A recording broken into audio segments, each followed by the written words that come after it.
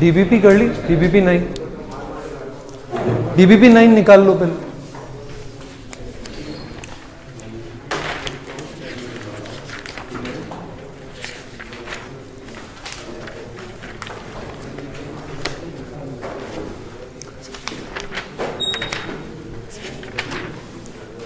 DBP 9 के doubts बता दो एक बार, वो देख लेंगे पहले।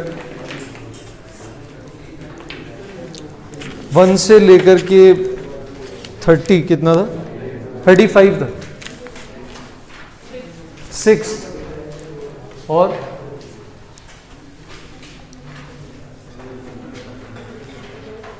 6 के अलावा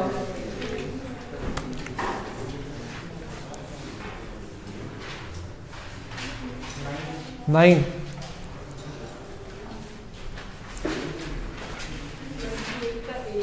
28 का ए,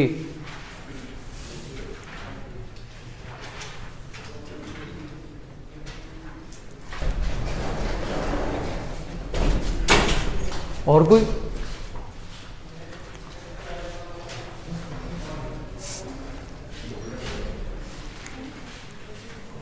इन 3 के अलावा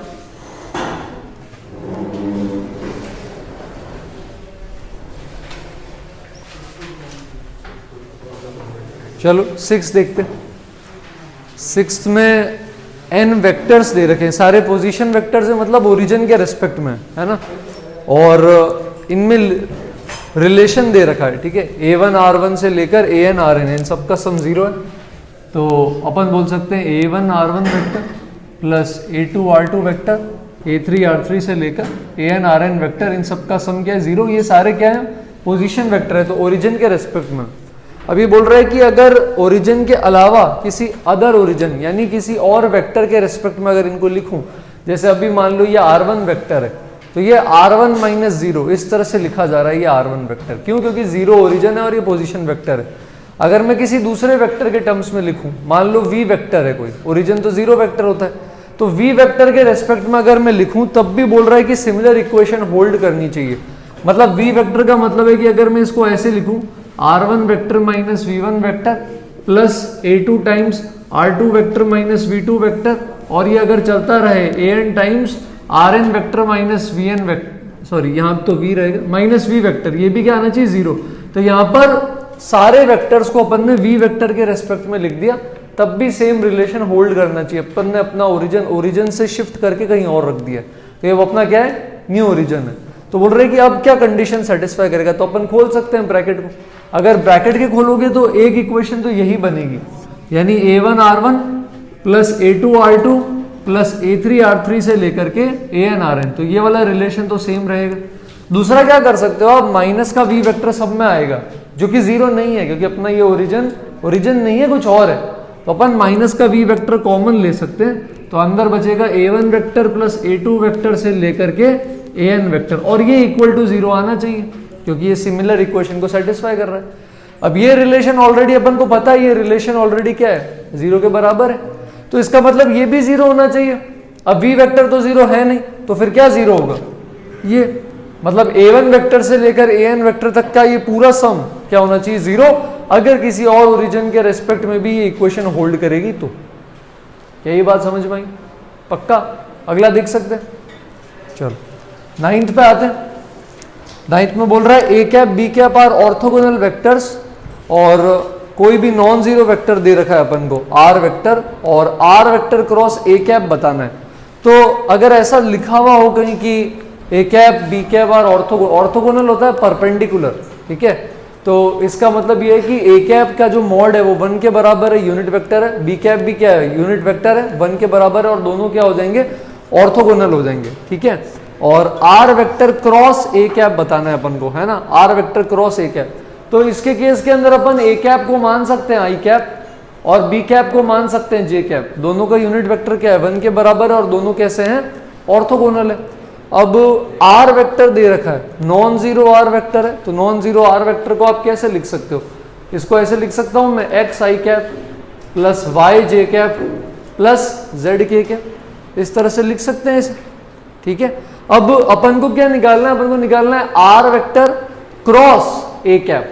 मतलब अपन को ये जो वेक्टर दे रखा है X I plus Y J plus Z K cap, इसका क्रॉस करना है अपन को किसके साथ, ए कैप के साथ। ए कैप हो जाएगा मतलब आई कैप यहाँ, तो आई क्रॉस आई तो जीरो होता है, जे क्रॉस आई क्या हो जाएगा, माइनस के कैप, और के क्रॉस आई क्या हो जाता है, जे कैप। तो प्लस में क्या आ गया अपने पास, जेड जे कैप, ऐसा। अब ऑप्शंस के अंदर अपन को दो चीजें निकालनी है, एक तो बॉक्स निकालना पड़ेगा आर ए बी का, और उसके अलावा बॉक्स आर ए बी लेने के बाद देखेंगे कि और क्या क्या चीजें बाकी, जैसे एक ए क्रॉस बी चाहिएगा, ए क्रॉस बी यानी आई और जे। तो मैं के कैप को यहां पर क्या लिख सकता हूं, मैं के कैप को लिख सकता हूं A cap cross B cap. तो कहीं भी अगर मुझे के कैप की जरूरत पड़ेगी तो मैं यहां पर क्या लिख दूंगा, A cap cross B cap. अच्छा, ये एक्स क्या शो कर रहा है, ये एक्स शो कर रहा है आर वेक्टर का डॉट किसके साथ, ए कैप के साथ। ये वाई क्या शो कर रहा है, आर वेक्टर का डॉट बी के साथ, और z शो कर रहा है आर वेक्टर का डॉट ए क्रॉस बी के साथ। ये बात समझ में आ रही है। तो मैं यहाँ पे क्या लिख सकता हूँ, मैं लिख सकता हूँ कि भाई x वेक्टर का मतलब है, ये जो x स्केलर है, इस x स्केलर का मतलब है कि ये r वेक्टर का डॉट है किसके साथ, ए कैप के साथ। y का मतलब है ये r वेक्टर का डॉट है बी कैप के साथ, और z का मतलब है कि ये r वेक्टर का डॉट है किसके साथ, A cap cross B cap के साथ। और ये तो फॉर्मूला अपन ने देखा हुआ है, ये किसका फॉर्मूला होता है, R dot A cross B, box product. तो इसको मैं क्या लिख सकता हूं, box of R A cap और बी कैप। तो ये जो अपने पास आया है यहां पर, ये इसमें z की जगह अपन ये रख सकते हैं। ठीक है, जे कैप की जगह क्या रखोगे, बी कैप, माइनस वाई की जगह क्या रखोगे आप, आर डॉट बी, और के कैप की जगह वापस क्या रख दोगे, ए क्रॉस। क्या ये बात समझ आई, कोई क्वेरी इसके अंदर, कोई भी डाउट, पक्का। ये आई जे में इसलिए क्या था कि समझने में आसान हो। आप सेम चीज को आई जे की जगह A cap B cap, A cap cross B cap से भी कर सकते थे, है ना, कोई दिक्कत नहीं होती। बट यह क्योंकि अपन आई जे के में ही पढ़ते हैं, तो यूनिट ऑर्थोगोनल वेक्टर अगर दिखते हैं तो अपन जनरली अज्यूम कर सकते हैं। ठीक है, कोई क्वेरी इसके अंदर, हाँ। के वेक्टर ये कैसे लिखा, आई क्रॉस जे के होता है ना, तो ये आई वेक्टर क्या है, ए कैप, जे क्या है, बी कैप, इसलिए ए क्रॉस बी को के लिख दिया, आई क्रॉस जे के हो जाएगा। क्लियर है क्या, पक्का। चलो 28 का ए देख लेते।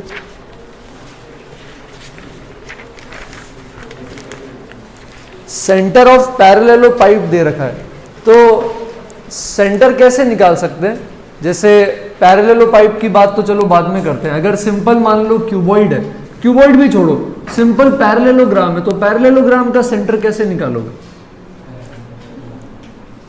पैरेललोग्राम में तो फिर भी वेक्टर फॉर्म आ जाएगी। मान लो रेक्टेंगल है, तो रेक्टेंगल का सेंटर कैसे निकालते हो। मान लो ये ओरिजिन है, ये आपका क्या है, a, 0, और ये मान लेते हैं आपका क्या है, 0, b। तो सेंटर क्या आता है इसका, a/2, b/2। क्या करते हो, इसका मिड पॉइंट लेते हो, इसका मिड पॉइंट लेते हो, और ये इन दोनों का कॉम्बिनेशन हो जाता है a/2, b/2। अब सिमिलरली पैरेललोपाइप को इमेजिन करने की कोशिश करो। पैरेललोपाइप के क्या है, 3 कंपोनेंट, OA, OB, OC, कोटर्मिनस है, मतलब ओरिजिन पे मिल रहे हैं। तो A वेक्टर है, B वेक्टर है और C वेक्टर है। तो सपोज 3D में बनाते हो आप इसको, है ना, जैसे मान लो आप 3D में बना रहे हो और आपके पास इसी तरह पैरेललोपाइप है, ऐसा कुछ, ठीक है, इस तरह से पैरेललोपाइप बन रहा है। तो अब ये आपका A वेक्टर है, ये आपका B वेक्टर है, और इसी तरह ये आपका C वेक्टर, ठीक है। तो अब जब आप सेंटर निकालने जाओगे तो आपको एक्स वाई जेड तीनों के सेंटर के अलोंग जाना पड़ेगा, जैसे अभी अपन गए थे। तो अगर अपन मिड पॉइंट निकालें तो वेक्टर्स में भी सेक्शन फॉर्मूला लगा सकते हैं। तो अगर मैं एक्स एक्सिस पर अगर मिड पॉइंट निकालूंगा तो ये a वेक्टर बाई 2 आएगा, वाई एक्सिस पर क्या आ जाएगा, बी वेक्टर बाई 2, और जेड एक्सिस पर भी क्या आ जाएगा, सी वेक्टर बाई 2। क्यों? क्योंकि ये तो क्या है, नल वेक्टर है, ओरिजिन है अपना। तो अब अगर आपको इस पैरेललोपाइड का सेंटर चाहिएगा तो आप यहाँ तीनों जगह से अप्रोच करोगे, ए वेक्टर बाई 2 से, बी वेक्टर बाई 2 से और सी वेक्टर बाई 2 से। तो ये जो सेंटर आएगा अपना, ये क्या आ जाएगा, a vector by 2 plus b vector by 2 plus c vector by 2। Clear है बात? पक्का? अच्छा, इनके अलावा और कोई डाउट अगर रह गया हो जो नहीं देखा?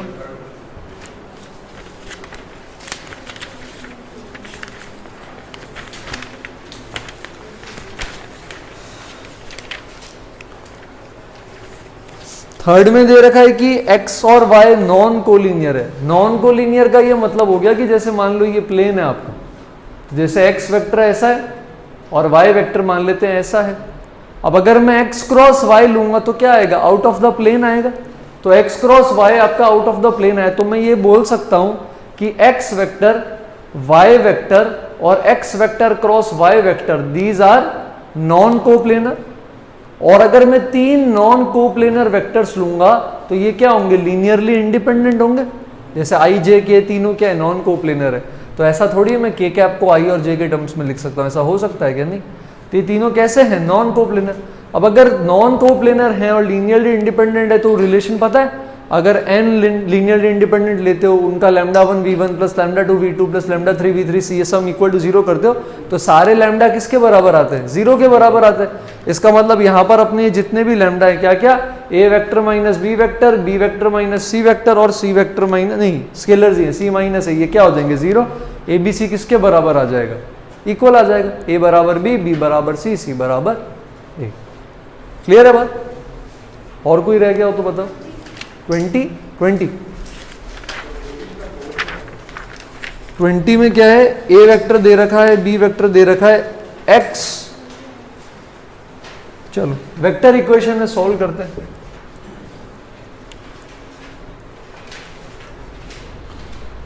तो ए क्रॉस एक्स किसके बराबर दे रखा है आपको, ए क्रॉस बी के बराबर दे रखा है। इसको एलएचएस में लाएंगे तो क्या बनेगा, ए क्रॉस एक्स माइनस ए क्रॉस बी बराबर क्या आ जाएगा 0। ए वेक्टर कॉमन ले लो, इसका क्रॉस एक्स माइनस बी के साथ किसके बराबर आ रहा है, 0 के बराबर आ रहा है। दो वेक्टर्स का क्रॉस प्रोडक्ट 0 है, मतलब पैरेलल है, कोलिनियर है, कुछ भी बोल सकते हैं। अगर ए और बी दो वेक्टर्स कोलिनियर हैं तो ए वेक्टर क्या हो जाता है, लैम्डा टाइम्स बी वेक्टर। ये बात पता है ना, लीनियरली डिपेंडेंट होने लग जाते हैं। तो इसका मतलब मैं x माइनस बी वेक्टर को लिख सकता हूं लैम्डा टाइम्स ए वेक्टर। यही रीजन उन्होंने स्टेटमेंट 2 में दिया हुआ भी है, ठीक है। तो यहां से x वेक्टर की वैल्यू क्या आ जाएगी, लैम्डा ए वेक्टर प्लस बी वेक्टर। ए वेक्टर पता है, बी वेक्टर पता है, लैम्डा निकालना है। लैम्डा कैसे निकालेंगे, ए डॉट एक्स क्या दे रखा है 0, और तो इसका ए के साथ डॉट क्या होगा 0, और मॉड क्या होगा इसका, लेंथ क्या है इसकी √10। वहां से अपन क्या निकाल लेंगे, लैम्डा की वैल्यू निकाल। क्लियर है बात? पक्का?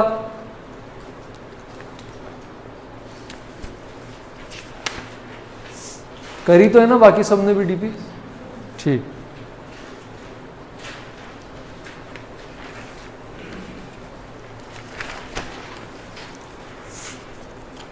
और कोई क्वेरी या स्टेट्स पे आगे बढ़े? हाँ हाँ हाँ, रीजनिंग वाली शीट। अच्छा शीट में डाउट है, एक मिनट पीडीएफ खोलता हूँ।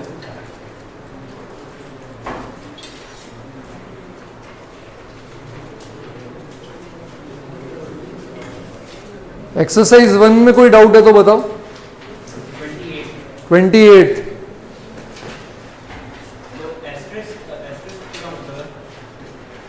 एस्ट्रिक्स वो कुछ नहीं, वो सिंबल है। तो जैसे अपन फंक्शन लिखते हैं ना एफ एक्स जी एक्स, तो क्योंकि ये पी और क्यू के अंदर क्या होगा, एक लॉजिकल स्टेटमेंट होगा, तो वो उसको जैसे मान लो मैं पी और क्यू बोल रहा हूं, वो है s of p comma q, तो s of q comma r क्या हो जाएगा, क्यू और आर। तो एस एक फंक्शन है, एस स्टार एक अलग फंक्शन हो जाएगा, ठीक है। तो 28 देखते हैं। हाँ बस, चलो ठीक है। और कोई डाउट एक्सरसाइज 1 में? 13 देखते हैं। Statements P Q R are true false true, which of the following is true. किसी पर्टिकुलर ऑप्शन में या पूरा ही डाउट है? तो P की वैल्यू क्या दे रखी है, ट्रू, Q दे रखा है आपको फॉल्स और R दे रखा है ट्रू। अपन को क्या निकालना है, ये सारी वैल्यूज निकालनी है, P implies Q and R, P implies Q और negation R, P and Q और Q एंड R, और लास्ट में दे रखा है P and Q, sorry P implies Q implies R। तो P implies Q क्या होगा इसके केस में,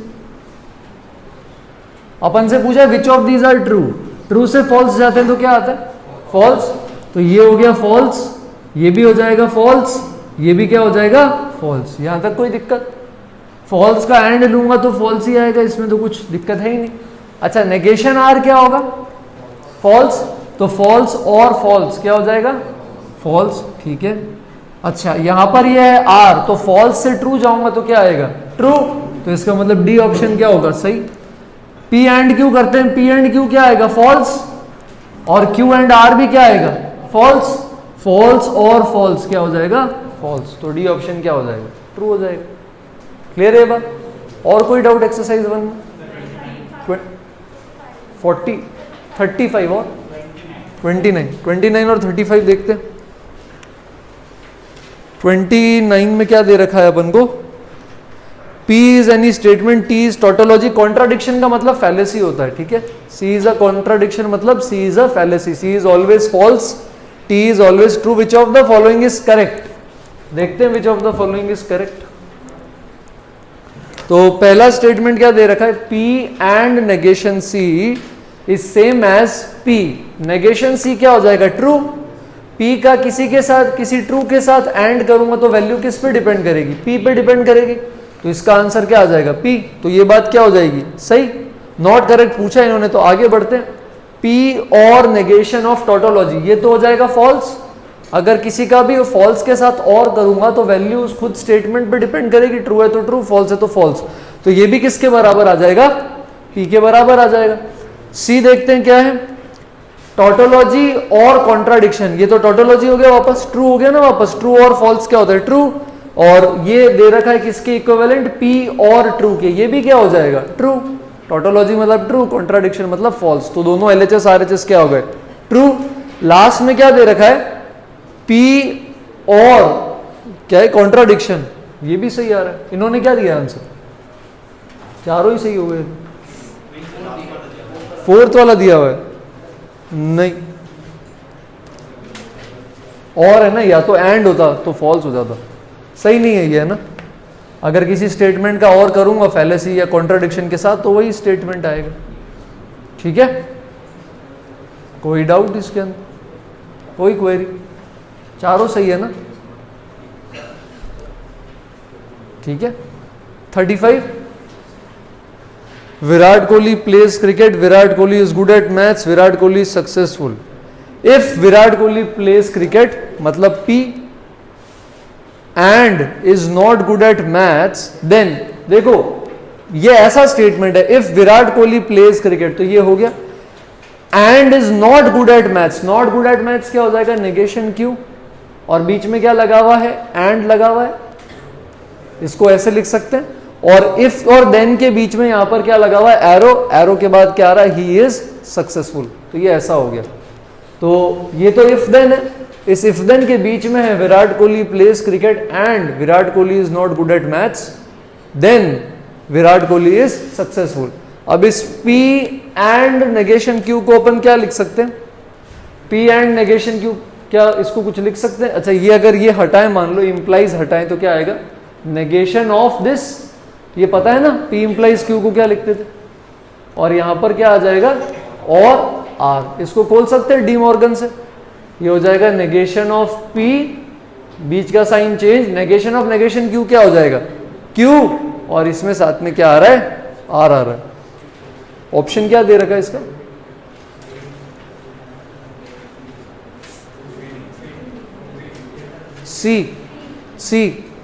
सी में क्या है P and negation Q and negation R। Truth table बना के देख लेते हैं, अगर ये ट्रूथ टेबल जो अपनी है और ऑप्शंस की है ये सेम है तो करेक्ट आ जाएगा, नहीं है तो फिर गलत है। तो इसकी बनाते हैं पहले P Q R, क्या क्या केसेस लेंगे, 4 बार ट्रू लेते हैं, 4 बार फॉल्स ले लेते हैं। और क्यू के केस में क्या आएगा, या वेन डायग्राम से भी कर सकते हैं, 8 रो नहीं बनानी तो वेन डायग्राम बना लेते हैं। ये यूनिवर्सल, ये P, ये Q और ये R। तो नेगेशन P और Q और R, तो देखो Q और R तो पूरे लेने ही है आपको, तो Q और R पूरे ले लेते हैं, ये पूरा Q है और पूरा R भी ले लेते हैं, और P के बाहर का सब कुछ, P के बाहर का सब कुछ भी ले सकते हैं। तो ये यूनियन ठीक है क्या, नेगेशन P और Q और R, इसमें कोई दिक्कत तो नहीं। C क्या दे रखा है इसमें, P and negation Q and negation R, गलत लग रहा है ये। वापस इसका वेन डायग्राम बनाते हैं, P and negation Q and negation R का। तो ये P, ये Q और ये R, negation Q and negation R तो इन दोनों के बाहर वाला एरिया हो जाएगा, और उसका P के साथ एंड करोगे तो सिर्फ यही बचने वाला है। अच्छा, इसका नेगेशन पूछा था, सॉरी, इसमें लिखा हुआ है find the negation of statement if Virat Kohli plays cricket and is not. तो अपन के पास ये जो फाइनल रिजल्ट आया था ना, इसका क्या लेना था, इसीलिए ये बच रहा है और यहां ये गायब है, तो आपको इसका नेगेशन लेना था। तो ये हो जाएगा P and negation Q and negation R, C option. मैंने नेगेशन नहीं पढ़ा, क्लियर है ना ये? कोई डाउट 35 पक्का? और कोई डाउट एक्सरसाइज 1 में? 18th में क्या है, negation of statement 2 + 3 = 5 and 8 < R। 2 तो P एंड Q का नेगेशन क्या होता है, नेगेशन P और negation Q। Negation of P क्या हो जाएगा, 2 + 3 = 5 का नेगेशन क्या होगा, 2 + 3 ≠ 5, फिर आ जाएगा और नेगेशन Q क्या है, ये बोल रहा है 8 is less than 10, तो 8 less than 10 का नेगेशन क्या होगा, इक्वल टू या ग्रेटर देन। तो ये क्या आ जाएगा, 8 greater than = 10। लेस देन का उल्टा ग्रेटर देन नहीं होगा, लेस देन का उल्टा क्या होगा, ग्रेटर देन और इक्वल टू, दोनों हो सकता है ना, तो दोनों चीजें आ सकती। ग्रेटर देन इक्वल टू का नेगेशन लूंगा तो लेस देन आ जाएगा, ठीक है। कुल मिलाकर P और नेगेशन P करके पूरा यूनिवर्स कंप्लीट हो जाना चाहिए, ये आइडिया, और दोनों में कुछ कॉमन नहीं होना चाहिए। तो ऐसा समझ लिया करो कि P और नेगेशन P क्या है, म्यूचुअली एक्सक्लूसिव भी है और एग्जॉस्टिव भी है। और बताओ 18th के अलावा नॉट, एक सेकंड, एंड वाला दे रखा है,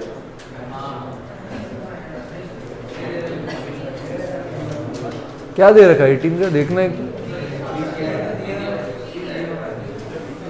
और आएगा ना। चलो और कोई क्वेरी, 28 देखते हैं। डुअल में क्या बताया था, एंड की जगह और की जगह एंड। 28 देखते हैं, डुअल निकालना। तो S* PQ का P, Q का मतलब है कि ये डुअल है, तो इसका मतलब क्या बोल रहा है कि देखो अगर मैं P, Q के अंदर क्या लेता हूं, डुअल लेता हूं, तो मेरे को क्या मिलेगा, S* P, Q। अब इसका क्या मीनिंग है, P और Q तो अपनी जगह ही रहेंगे, जहां एंड है वहां और आ जाएगा, जहां और है वहां एंड आ जाएगा। तो उल्टा भी ट्रू है, अगर मैं इसका डुअल लेता हूं तो ये आ जाएगा, ये बात ठीक है, इसमें कोई दिक्कत। चलो तो अब अपन को क्या निकालना है इसके अंदर, S* negation P negation Q का इक्विवेलेंट बताना है। तो अपन को ये बोला कि आप इसका इक्विवेलेंट बताओ कि इसका इक्विवेलेंट क्या आएगा। तो जैसे एक सैंपल एग्जांपल देता हूं, जैसे मान लो आपके पास ये है नेगेशन P और नेगेशन Q, जस्ट एग्जांपल लेइए। तो अगर आप यहां पर देखोगे इसके केस में, तो मान लो मेरे को ये नेगेशन नहीं चाहिए, मुझे नेगेशन नहीं चाहिए, तो मैं यहां पे क्या कर सकता हूं, इसको ऐसे भी लिख सकता हूं, कैसा, डबल नेगेशन लगा सकते हैं। जैसे आपको पता है A कॉम्प्लीमेंट वापस A होता है, तो मैं इसका नेगेशन लगा के फिर से नेगेशन लगा सकता हूं। कैसा मीनिंग क्या है इसका, नेगेशन ऑफ नेगेशन P और नेगेशन, ऐसा। तो जब ये नेगेशन बनेगा, ये तो बाहर ही रहेगा, ये क्या आ जाएगा आपके पास, P एंड Q। तो अगर मैं इस नेगेशन को बाहर ही रहने दूं, ठीक है, तो ये जो है ये इसका डुअल हो जाएगा, और नेगेशन P नेगेशन Q की जगह क्या आ जाएगा, P और Q। ये इसका मीनिंग है। तो अगर मेरे को इसका इक्विवेलेंट बताना है और मेरे को नेगेशन नहीं चाहिए, तो मैं क्या कर सकता हूं, नेगेशन को ले लेता हूं बाहर, और अंदर अब जो बनेगा वो क्या बन जाएगा, P और Q का डुअल बन जाएगा। तो अब मैं इसको लिख दूंगा S P, Q।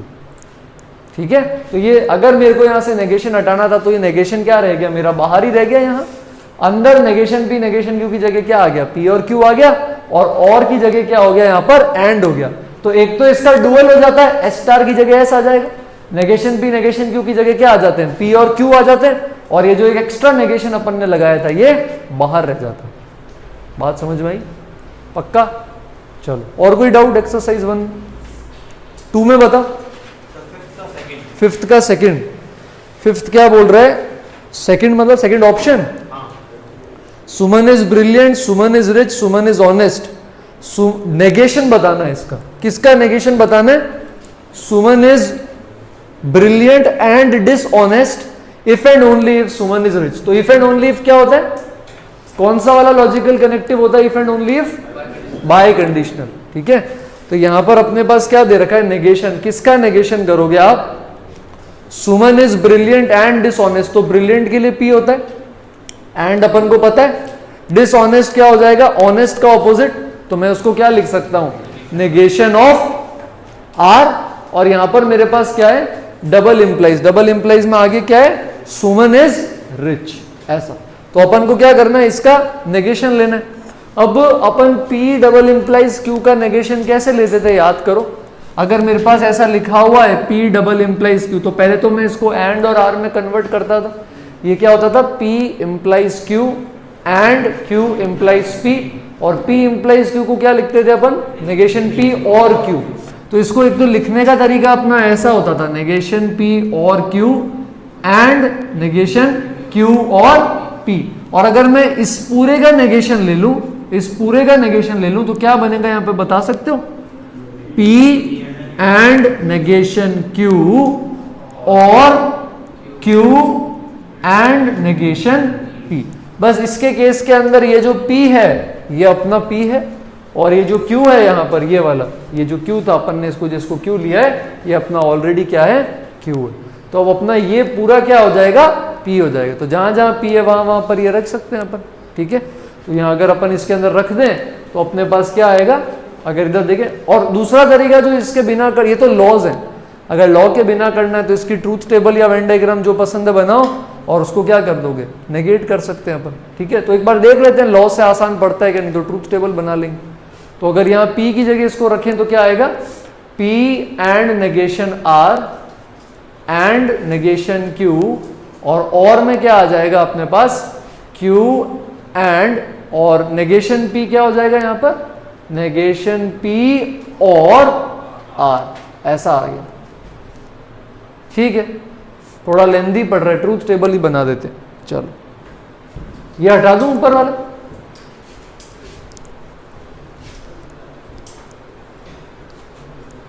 चलो, ट्रूथ टेबल बनाते, किसकी बनाएंगे, इसकी बनाएंगे। तो P Q R लिख लेते, P Q R, 4 बार ट्रू ले लो, 4 बार फॉल्स ले लेते हैं।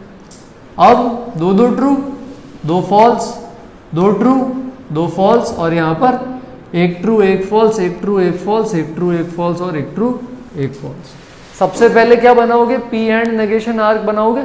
तो अपन सबसे पहले एक तो नेगेशन R तैयार कर लेते हैं, false true false true false true false true. अब P का इसके साथ एंड करते हैं, इसका एंड करोगे तो क्या बनेगा, देखो, false true false true false false false false. ठीक है, अब डबल इंप्लाइज करना है Q के साथ। डबल इंप्लाइज में ट्रू कब होता है, जब दोनों सेम होते हैं, या तो दोनों ट्रू हो या फिर दोनों फॉल्स हो। तो Q देखो, ये रहा Q। अब इन दोनों का अपन क्या करने वाले हैं, यहाँ पर डबल इंप्लाइज, इसका और Q का। तो देखते हैं कहां कहां पर साइन सेम है। यहां पर सेम नहीं है, अगले में सेम, उसके अगले में भी सेम, वापस सेम नहीं है, फिर से क्या हो जाएंगे, सेम, फिर से, अच्छा मैं Q के साथ देखना था, सॉरी, एक से, ये दोनों में तो हो गया फॉल्स, ये दोनों हो गए ट्रू, फिर से ट्रू, फिर से फॉल्स। अब इधर आते हैं, फॉल्स, फिर से फॉल्स, ये दोनों ट्रू। और अपन को इसका क्या लेना है फाइनली, नेगेशन। तो नेगेशन में क्या आ जाएगा अपने पास, true false false true true true false false. बात समझ आई? अब बी ऑप्शन में डाउट है, बी ऑप्शन का बना के देख लेते हैं। बी वाले में अपन को क्या दे रखा है, negation of P and negation R. अच्छा ये तो वही है, नहीं, हाँ हाँ हाँ, नेगेशन में मैंने आपको क्या बताया था, प्रायोरिटी नेगेशन की ज्यादा होती है, तो डबल इंप्लाइज करने से पहले क्या होगा, पी एंड नेगेशन आर का नेगेशन हो जाएगा। तो जैसे पी एंड नेगेशन आर ये है, तो एक्चुअली अपन को जो निकालना था ना क्वेश्चन में, वो क्या करना था, इस पूरे का नेगेशन निकालना था। बी ऑप्शन में इन्होंने क्या किया, ये नेगेशन सिर्फ इसके आगे लगा दिया, इसलिए गड़बड़ हो रही है। ठीक है, देख लेते हैं एक बार। जैसे पी एंड नेगेशन आर है, अगर आप इसका नेगेशन निकालोगे तो इसका नेगेशन क्या आएगा, ट्रू, फिर false, true false true true true true. और इसका डबल इंप्लाइज किसके साथ करना है अपन को, क्यू के साथ। क्यू का है ये, इसमें देखो ये सेम है, ट्रू ट्रू। अपने पास यहां पर क्या आ रहा है, ट्रू, ये ठीक है। इसके अंदर देखते हैं फॉल्स ट्रू, अपने पास यहां पर भी क्या है, फॉल्स, अभी तक मैच कर रहा है। फिर ट्रू फॉल्स, अभी तक क्या कर रहा है, मैच कर रहा है। फिर क्या है अपने पास यहां पर, फॉल्स फॉल्स, ये भी मैच कर रहा है, ट्रू। आगे ट्रू ट्रू है, तो ये भी ट्रू है, ट्रू ट्रू पे भी ट्रू आ रहा है, फॉल्स ट्रू पे फॉल्स आ रहा है, फॉल्स ट्रू पे भी फॉल्स आ रहा है, सेम आ रहा है। तो ट्रूथ टेबल अगर सही है, दोनों की सेम है, तो इसका मतलब लॉजिकली इक्विवेलेंट है। ठीक है, एक्सरसाइज 2 में और कोई, 11 boolean expression equivalent to, truth table बनाई थी क्या, चलो बना लेते, अपन बना लेते, 2 ही है ना, तो 4 की बना लेंगे। चलो, P Q true true false false true false true false. क्या क्या चाहिए यहां पे देखो, P एंड नेगेशन Q चाहिए, तो एक नेगेशन P का अलग से कॉलम बना लेता हूं क्योंकि वो भी यूज हो रहा है, और एक नेगेशन Q का अलग से कॉलम बना लेता हूं क्योंकि वो भी यूज हो रहा है। यहां तक ठीक है ना? क्या चाहिए देखो, P and negation Q। P and negation Q क्या बनेगा, फॉल्स ट्रू फॉल्स फॉल्स, ये बन गया P एंड नेगेशन Q। और क्या है अपने पास, एक तो Q है वो तो लिखा हुआ है, और एक है अपने पास नेगेशन P एंड Q। तो एक बना लेते हैं नेगेशन P एंड Q का, इन दोनों का, ये आ जाएगा फॉल्स फॉल्स ट्रू फॉल्स। और फाइनली अपन को क्या बोला है कि अपन को और ऑपरेशन लेना है, किसमें, Q में, इसमें, इसमें। और का मतलब ये देखो, ट्रू, फिर और ये भी ट्रू, ये भी ट्रू, लास्ट में तीनों फॉल्स। और में तो एक भी ट्रू है तो क्या हो जाएगा, ट्रू। तो इसका रिजल्ट क्या आ रहा है अपने पास, ट्रू ट्रू ट्रू और फॉल्स। अब ऑप्शन में ऐसा ढूंढना है जो ट्रू ट्रू ट्रू फॉल्स आ जाए। ट्रू ट्रू ट्रू फॉल्स तो अपन को पता है कब आता है, जब P और Q करते हैं। अगर अपन P और Q करते हैं तो क्या आता है, ट्रू ट्रू ट्रू फॉल्स। तो ये किसके लॉजिकली इक्विवेलेंट हो जाएगा, P और Q। ठीक है, और बताओ, क्लियर? चलो, हाँ, 7th का COD, negation of statement, if I become a teacher then I will open a school.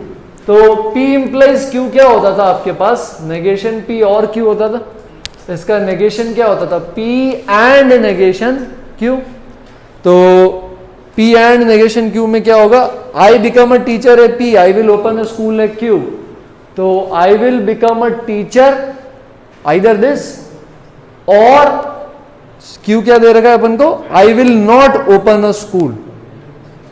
7th वाला, हाँ सॉरी, एंड, तो ये तो दोनों ही गलत हो गए ना। 3rd वाला बोल रहा है either I will not become a teacher, यानी नेगेशन P, ठीक है, और I will not open a school, ये बोल रहा है C वाला।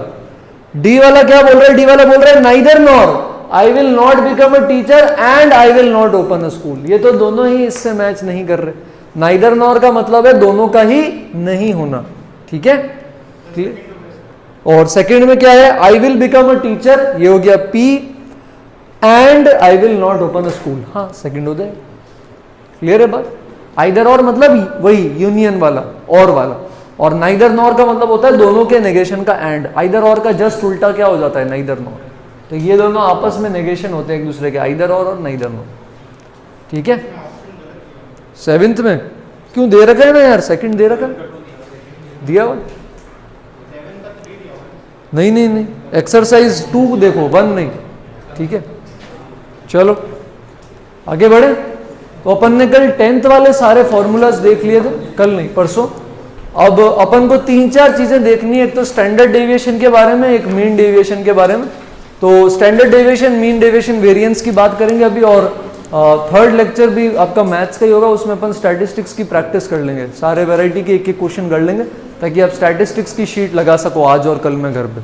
कल शायद अपन को क्लास लेने का चांस मिलेगा नहीं, क्योंकि कल शायद लेविन सर की क्लास होगी आपकी, और फिर मंडे ट्यूसडे अपन दोनों दिन एसओटी कर लेंगे, फिर सर आ जाएंगे तो आगे आपको पढ़ा देंगे।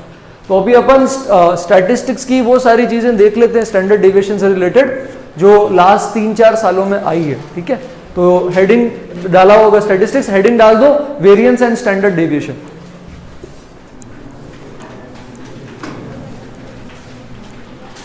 अच्छा, ये चैप्टर्स छोटे छोटे हैं बट क्वेश्चन साथ साथ लगाते रहना, मतलब अपन को लगता है क्या शीट है 30 सवाल है कभी भी लगा लेंगे, बट एक बार वो गैप आ जाएगा ना 90-100 क्वेश्चंस का, फिर कवर करने में मुश्किल होगी। तो साथ साथ लगाते रहना। बाई चांस रीजनिंग नहीं लगाइए तो अभी भी आपके पास आज और कल में टाइम रहेगा, तो स्टैट्स और रीजनिंग दोनों लगा लेना।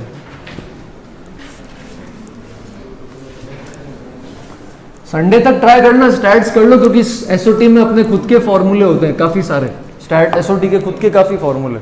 ठीक है, तो एक एग्जांपल लेके बताता हूं क्या होता है स्टैंडर्ड डेविएशन वेरिएंस। एक टेबल बनाएंगे और फिर देख लेंगे। तो पहले फॉर्मूला लिख देता हूं। तो स्टैंडर्ड डेविएशन और दूसरा है अपने पास वेरिएंस। सिंबल्स ध्यान रखना, वेरिएंस का मतलब होता है सिग्मा स्क्वायर। क्या होता है? सिग्मा स्क्वायर, और इसको VAR ये भी लिखते हैं। ठीक है, स्टैंडर्ड डेविएशन होता है सिग्मा, तो यहां से एक रिलेशन तो दिख ही रहा है, स्टैंडर्ड डेविएशन का होल स्क्वायर क्या हो जाएगा? वेरिएंस। दोनों पॉजिटिव होते हैं, नेगेटिव नहीं होते। और इसको STD ऐसे भी लिखते हैं। तो ये तो इनके सिंबल्स हो गए। ठीक है, अब इनको पढ़ने से पहले एक चीज पढ़ना ज्यादा जरूरी है, जिसको बोलते हैं डेविएशन, मीन डेविएशन। तो पहले अपन जो चीज पढ़ेंगे उसका नाम है मीन डेविएशन। मीन डेविएशन सिर्फ एक शॉर्ट फॉर्म है। मीन डेविएशन का मतलब है मीन डेविएशन अबाउट मीन। तो डेविएशन का मतलब है कौन अपनी जगह से कितना शिफ्टेड है। तो अपन ने मीन, मोड, मीडियन देखे, बट डेविएशंस जो होते हैं वो ज्यादा बेटर मेजर होता है statistically as compare to mean, mode and median. ठीक है, तो जैसे मान लो अपन सिंपल सी एक टेबल बनाते हैं, जैसे 0 से 10, 10 से 20, 20 से 30 और 30 से 40 क्लास इंटरवल्स थे अपने पास। क्लास मार्क्स मिड पॉइंट लेते थे अपन, तो क्लास मार्क क्या हो जाएगा इसका? 5, 15, 25 और 35। और इसके अलावा क्या होती है? इनकी फ्रीक्वेंसीज होती, कुछ फ्रीक्वेंसी ले लेते हैं 3, 1, 2, 4। तो सबसे पहले तो मीन निकालते हैं, फिर देखते हैं कि डेविएशन कैसे निकालते हैं। तो ऐसे मीन निकालते हैं। तो मीन निकालने के लिए क्या करते हैं अपन? FI XI ले लेते हैं, FI का सम ले लेते हैं, दोनों को डिवाइड कर लेते हैं। तो मल्टीप्लाई करते हैं 15, 15, 50 और 140, ऐड कर देंगे यहां से, इसको क्या आ जाएगा? 220। और सारी फ्रीक्वेंसीज को ऐड करेंगे तो क्या आ जाएगा? 10। तो ये जो अपना x बार होगा, ये जो मीन होगा, ये आ जाएगा 220/10 यानी कि 22। तो ये तो हो गया अपना मीन। अपन को क्या निकालना है? अपन को डेविएशन निकालना है अबाउट मीन। डेविएशन का मतलब कितना शिफ्टेड है। तो क्या करेंगे अपन? सबट्रैक्ट करेंगे। ठीक है, और डेविएशन अपन एब्सोल्यूट लेते हैं। एब्सोल्यूट का मतलब है अपना जो डिफरेंस है उसका क्या ले लेंगे? मॉड ले लेंगे। तो मैं डेविएशन को डिनोट कर रहा हूं DI से। ठीक है, तो जैसे अगर मैं यहाँ पर DI डेविएशंस निकालूंगा तो ये क्या होंगे? XI माइनस X बार और इसका मॉड ले लेंगे। तो ये अपन किसको बोल रहे हैं? ये अपन बोल रहे हैं डेविएशंस को। किसको? डेविएशंस को। ठीक है, तो अपन मीन डेविएशन निकालना चाहते हैं, है ना? मीन डेविएशन, मीन के अबाउट क्या डेविएशन आ रहा है निकालना चाहते हैं। तो सबट्रैक्ट करते हैं अपन। X बार आ गया 22, सबट्रैक्ट करना XI के साथ क्या आ रहा है? 17, इसके साथ 15 के साथ 7, 25 के साथ 3 और 35 के साथ 30। अब जैसे आप एवरेज, जैसे मीन क्या होता है? एवरेज होता है ना। तो आप पहले जब मीन निकाल रहे थे तब आप किसकी एवरेजिंग कर रहे थे? XI की कर रहे थे। तो फॉर्मूला क्या यूज करते थे? Summation FI XI upon summation FI। अब आप किसका कर रहे हो? DIs का कर रहे हो। तो अब आप मीन डेविएशन निकालोगे तो यहाँ क्या कर दोगे, summation F I D I upon summation of F I. बात समझ में, बिल्कुल वही तरीका है जो मीन निकाला था ना आपने, बस वही है। यहां पर आपको बस डेविएशंस का मीन निकालना है। और किसके अबाउट निकाल रहे हो आप ये डेविएशन, मीन के अबाउट निकाल रहे हो। तो पहले मीन निकाल रहे हैं, फिर मीन से जो डिफरेंसेस है वो ले रहे हैं, और फिर उसका दोबारा मीन ले लेंगे। तो ये हो जाता है मीन डेविएशन, है ना, अबाउट मीन, मीन के अबाउट डेविएशंस निकाल रहे। बात समझ में आई? पक्का? एफ आई डी आई करें कैलकुलेट, क्या आएगा F I D I, 3 into 17 51, फिर 1 इंटू 7 2 इंटू 3 4 इंटू 13 52। क्लियर है क्या बात? ऐड कर दें सबको, क्या आएगा एडिशन करने पे बताओ, 58 64 और 116। ठीक है, अब यहां से अपने पास मीन डेविएशन क्या आ जाएगा, अगर मीन डेविएशन की बात करें तो मीन डेविएशन आ जाएगा 116 अपॉन 10। ये क्या हो गया, 11.6। इस मीन डेविएशन का मतलब है कि जितनी भी ऑब्जर्वेशंस है इनकी एवरेज दूरी जो अपने मीन से है ये किसके बराबर हो जाएगी, 11.6 के बराबर। बात समझ में आई? पक्का? अच्छा, जैसे अपन ने मीन डेविएशन निकाला है, यही डेविएशन जरूरी नहीं है मीन, अपन किसी के अबाउट भी निकाल सकते हैं। अपन ने जैसे मीन डेविएशन निकाला, आप सेम चीज ये डेविएशन मीडियन के अबाउट भी निकाल सकते हो। तो पहले मीडियन निकालेंगे, फिर जैसे अपन ने ये d i x i minus x bar किया, उसमें क्या कर देंगे, एक्स आई माइनस मीडियन कर देंगे। तो क्या आ जाएगा आपका, मीन डेविएशन अबाउट मीडियन। निकाल सकते हैं। मीडियन का फॉर्मूला लिखवाया था परसों, L plus N by two minus C F लिखा होगा नोट्स में। तो क्या ये समझ आया ना? तो पहले क्या करो, सबसे पहले मीडियन निकालो, मीडियन निकालने के बाद फिर निकालो मीन डेविएशन अबाउट मीडियन, ताकि आपको प्रैक्टिस हो जाए कि आप किसी भी नंबर के अबाउट मीन डेविएशन निकाल सकते हो। ये क्या था अपना, ये था मीन डेविएशन अबाउट मीन। मैं अब आपसे कह रहा हूं कि आप मीन डेविएशन निकालो अबाउट मीडियन। तो पहले मीडियन निकालो और फिर सेम अप्रोच फॉलो करना। क्लियर है बात? पक्का? ट्राई करो।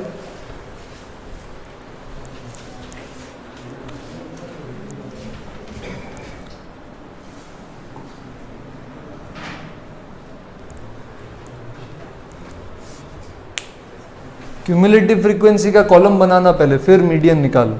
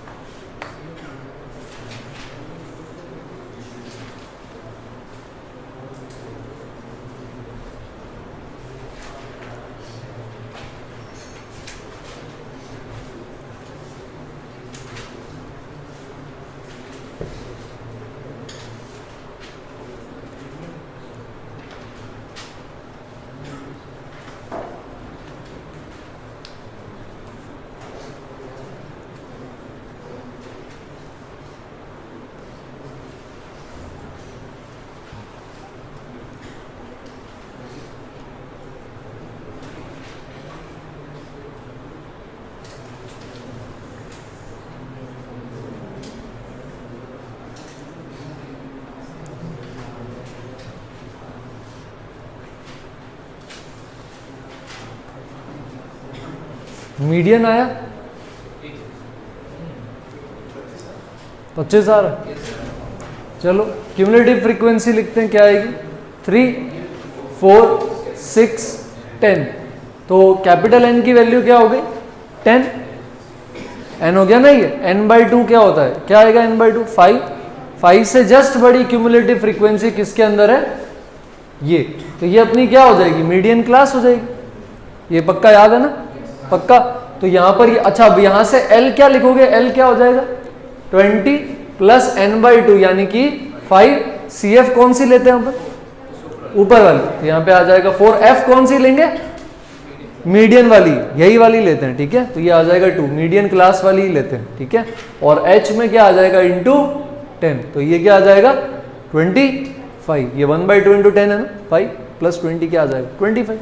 क्लियर। अब डेविएशन में मीडियन की जगह क्या रखोगे आप 25 रखोगे। करें सब्ट्रैक्शन, 5 के साथ करो क्या आएगा 20, 15 के साथ 10, 25 के साथ 0 और 35 के साथ 10। अब क्या करेंगे FI into D I, FI into D I करना जरा क्या आता है 3 इंटू 20 60, 10, 0, 40 क्या आ गया ये 110। 110 को 10 से डिवाइड करेंगे यहाँ पे, तो आंसर क्या आ जाएगा यहाँ पर अपना 11। तो मीडियन डेविएशन कितना हो गया अपने पास, तो ये हो गया मीन डेविएशन अबाउट मीडियन। तो अगर उन्होंने एग्जाम में कोई दूसरा नंबर दे दिया तो भी निकाल लेंगे ना। मैंने कहा find the mean deviation about 32, तो सब में से क्या सब्ट्रैक्ट करोगे 32। क्लियर, पक्का। चलो तो ये तो पोर्शन वो हो गया जो आता नहीं है एग्जाम में। अब वो देख लेते हैं स्टैंडर्ड डेविएशन वेरिएंस, जिस पे मेजॉरिटी ऑफ क्वेश्चंस बनते हैं। इसमें कोई क्वेरी जो आप पूछना चाहते हो mean deviation about any number, ये ज्यादा बेटर मेजर है statistically as compare to mean mode median. Mean mode median में सबसे बेस्ट मीडियन होता है और फिर डेविएशंस होते हैं। इसमें भी मीन डेविएशन से ज्यादा बेटर क्या है मीडियन डेविएशन। और इन दोनों से भी सबसे बेटर जो मेजर है वो होता है अपना वेरिएंस, है ना, जो किसका स्क्वायर होता है स्टैंडर्ड डेविएशन। तो स्टैंडर्ड डेविएशन निकालें, वेरिएंस निकालें, एक जैसे हैं। स्टैंडर्ड डेविएशन सिग्मा है, वेरिएंस सिग्मा स्क्वायर है, ठीक है। तो अपन सिग्मा स्क्वायर का फॉर्मूला देखेंगे अभी, ठीक है। तो अभी अपन वेरिएंस देखेंगे। ये लिख लो, तब एक बार बता देना।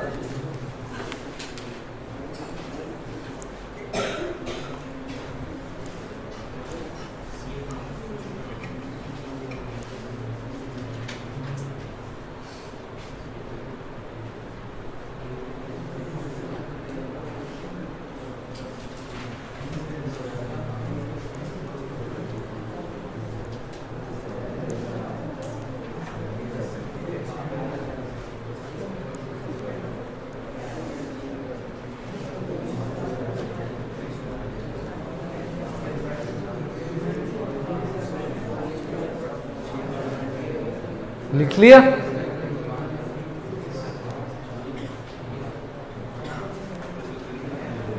आगे बढ़ें क्या? चलो चलो वेरिएंस पे आते हैं। फिर वेरिएंस भी एक तरह का डेविएशन भी है, बट जब अपन वेरिएंस निकालते हैं तो अपन डेविएशन नहीं लेकर उसका स्क्वायर लेते हैं। तो वेरिएशंस या ये जिसको अपन वेरिएंस बोलते हैं ये भी डेविएशन है और अबाउट मीन ही है, बट ये इसमें अपन क्या लेते हैं स्क्वायर्स लेते हैं। यहां पर तो क्या ले रहे थे एब्सोल्यूट वैल्यू ले रहे थे, अपन क्या लेंगे अब स्क्वायर्स लेंगे। तो ये जो अपनी वेरिएंस है जिसको सिग्मा स्क्वायर भी बोलते हैं या VAR भी बोलते हैं, तो ये होता है 1/, तो दो डेटा बताए थे ना, एक डिस्क्रीट है, डिस्क्रीट में फ्रीक्वेंसीज नहीं होंगी, कंटिन्यूस में फ्रीक्वेंसीज भी हो जाएंगी। तो मैं स्मॉल n लिखूं या कैपिटल N लिखूं, ये क्या होंगी नंबर ऑफ ऑब्जर्वेशंस, क्या होंगी नंबर ऑफ ऑब्जर्वेशंस। और ये जो कैपिटल N होता है किसके केस में कंटिन्यूस, जब क्लास इंटरवल्स होते हैं तब, तो ये कैपिटल N किसके बराबर होता है summation of all the frequencies. बात समझ आई, पक्का। जनरली जो डेटा आपको मिलेगा एग्जाम में वो डिस्क्रीट ही मिलेगा, कंटिन्यूस बहुत रेयर चांस है कि मिलेगा, बट फॉर्मूला दोनों का देख लेते हैं। जैसे मीन में क्या करते हो सिग्मा xi/n करते हो, और कंटिन्यूस होता है तो सिग्मा fi/xi/N करते हो। यहाँ भी सेम चीज़ है, डिस्क्रीट होगा तो सिर्फ xi में चलूंगा, कंटिन्यूस हो जाएगा तो फ्रीक्वेंसी को भी इन्वॉल्व कर देंगे। क्लियर है बात। तो यहाँ पर सिग्मा स्क्वायर हो जाता है 1/, यहाँ पर ले लेते हैं अपन 1/n, और सिग्मा के अंदर आ जाता है एक्स आई कोई भी ऑब्जर्वेशन हो सकती है, माइनस एक्स बार, ये तो अपन डेविएशन में भी कर ही रहे थे, बस इसका क्या आ जाता है स्क्वायर। अच्छा ये स्क्वायर जो है ये सिग्मा के अंदर है, तो पहले ऑब्जर्वेशंस का स्क्वायर करेंगे और फिर उनको ऐड कर देंगे और फिर 1n से डिवाइड कर देंगे। अच्छा अगर कंटिन्यूस हो जाए, अगर अपन को ये देखना है कि भाई कंटिन्यूस हो जाए, मतलब अगर फ्रीक्वेंसी टेबल भी अपने पास, तो क्या करेंगे अपन, वहां पर 1/N हो जाएगा और सिग्मा में आ जाएगा fi xi माइनस एक्स बार का होल स्क्वायर। फ्रीक्वेंसीज के साथ भी अपन उनके स्क्वायर को क्या कर देंगे, मल्टीप्लाई कर देंगे। ये क्या हो गया अपना वेरिएंस। और अगर आपको स्टैंडर्ड डेविएशन निकालना है या सिग्मा निकालना है तो वो आप क्या कर दोगे, वेरिएंस का स्क्वायर रूट ले लोगे, इन सब के ऊपर क्या आ जाएगा, स्क्वायर रूट आ जाएगा। क्या ये बात समझ में आई, पक्का, कोई दिक्कत इसके अंदर। तो जैसे मान लो वही वाला डेटा लेते हैं जो पहले लिया था, क्लास इंटरवल क्या थे, 0 से 10, 10 से 20, 20 से 30 और 30 से 40। फ्रीक्वेंसीज एक्स आई आ गए थे अपने, क्या क्या आए थे, 5, 15, 25 और 35। फ्रीक्वेंसी क्या ली थी लास्ट टाइम, 3214, 3124, तो ये ले लेते 3124। ठीक है, अब जैसे ये कंटिन्यूस है तो मैं ये वाला अप्लाई करूंगा, तो अपन ने मीन निकाला था, मीन क्या आया था लास्ट टाइम 22 था, तो एक्स बार अपन ने निकाल लिया था, एक्स बार अपने पास क्या आया था यहाँ से 22 के बराबर आया था। तो अब अपन क्या करेंगे, एक्स आई माइनस एक्स बार नहीं लेंगे, एक्स आई माइनस एक्स बार का होल स्क्वायर लेंगे। तो यहाँ पर अपन एक कॉलम बना देंगे एक्स आई माइनस एक्स बार के होल स्क्वायर। ठीक है, तो यहाँ पर क्या आ जाएगा, 5 माइनस 22 होल स्क्वायर, 17 का स्क्वायर क्या होता है 289। अच्छा 15 माइनस 22 7, 7 का स्क्वायर 49, 25 माइनस 22 3 का स्क्वायर क्या हो जाएगा अपने पास 9, और 35 माइनस 22 13, 13 का स्क्वायर क्या हो जाएगा 169। अब अपन को क्या लेना है, इन दोनों का एफ आईज ये जो है और ये इनका क्या ले लेंगे अपन, प्रोडक्ट ले लेंगे। हाँ लेंदी है, वेरिएंस और स्टैंडर्ड डेविएशन निकालना लेंदी प्रोसेस है। ठीक है, अब मल्टीप्लाई कर सकते हैं अपन, इनको मल्टीप्लाई करेंगे, 3 इंटू 289 कर सकते हैं, क्या आ रहा है 867, 1 इंटू 49 49, 2 9 18 और 4 इंटू 169 क्या आ जाएगा 676। अब ऐड कर देंगे इनको, एडिशन कर सकते हैं, चलो एडिशन कर देते हैं इसका। तो ये क्या आ जाएगा अपने पास 30, 3 कैरी हो जाएगा, 9 13 14 21, 2 कैरी 1610। तो ये 1610 आया। अब इसको किससे डिवाइड कर दोगे, सिग्मा स्क्वायर क्या आ जाएगा, ये चीज इन सब का सम अपन ने निकाल लिया, क्या है ये 1610, डिवाइड किससे कर देंगे अपन, सारी फ्रीक्वेंसीज के सम से। ये क्या है 10 और ये किसको डिनोट करता है आपका कैपिटल है, क्लियर है। तो डिवाइड किससे कर दोगे 10 से, तो ये क्या आ गया 161। ये आपकी क्या है वेरिएंस। अगर स्टैंडर्ड डेविएशन पूछूं जो कि सिग्मा होता है तो क्या आ जाएगा रूट 161, जो कि किसके बीच में आ रहा है 12 से 13 के बीच में। वेरिएंस आपको ये बताता है कि जो आपका डेटा है वो ओरिजिनल आपके जो वैल्यूज थी उनसे कितना वेरी कर रहा है। ज्यादा वेरिएंस मतलब ज्यादा स्कैटर्ड, ज्यादा बिखरा हुआ डेटा। ठीक है, वो डिपेंड करता है आपकी एप्लीकेशन क्या है, क्योंकि अपन जनरली चाहते हैं कि डेटा कैसा है, स्टेबल डेटा है, ताकि अपन किसी चीज का एनालिसिस कर सकें, चाहे वेदर है, चाहे जो परचेज कर रहे हैं कस्टमर्स, तो अपन स्टेबल डेटा चाहते हैं। तो जिसका वेरिएंस ज्यादा या स्टैंडर्ड डेविएशन ज्यादा है वो वेरी ज्यादा करेगा अपनी मीन वैल्यूज। क्लियर है ये बात, पक्का, फॉर्मूला में कोई दिक्कत तो नहीं, कोई भी क्वेरी नहीं। तो ये वाला लिख लो, उसके बाद एक डिस्क्रीट डेटा दे देता हूं, निकाल लोगे डिस्क्रीट में। तो एक ऐसी ऑब्जर्वेशन ले लेते हैं, 5 ले लेते हैं, एक ले लेते हैं 3 4 8 1 और 9। चलो ये ट्राई करो, इसका क्या निकालोगे वेरिएंस यानी सिग्मा स्क्वायर और स्टैंडर्ड डेविएशन, दोनों चीजें निकाल लो। ये लिख लो फिर ये निकाल लो।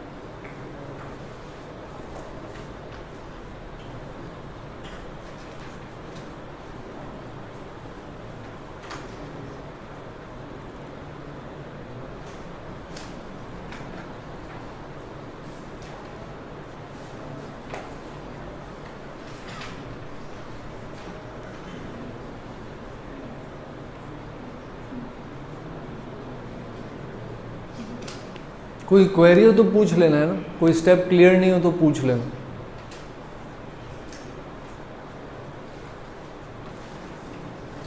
ले अपन एवरेज ही रहे, बट इस बार एक्स आई माइनस एक्स बार के होल स्क्वायर का एवरेज ले रहे हैं। जिससे पहले डेविएशन निकाला था एक्स आई माइनस एक्स बार, उसका एवरेज लिया था, इस बार उसका स्क्वायर करके एवरेज ले रहे हैं। तो बस एक और स्टैटिस्टिकल मेजर है और कुछ नहीं।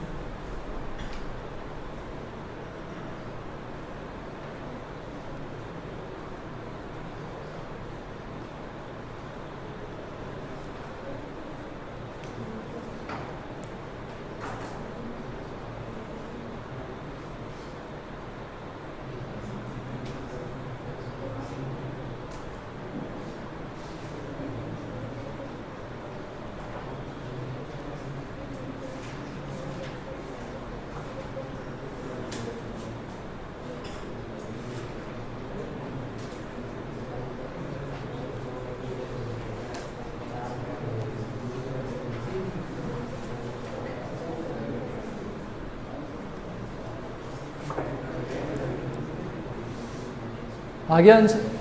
क्या आएगा? 9.2 आ रहा है।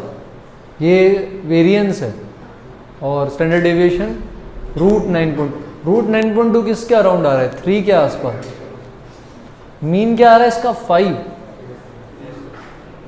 चलो ये लिख लिया क्या बोर्ड पे जो है? हटा दूं ये?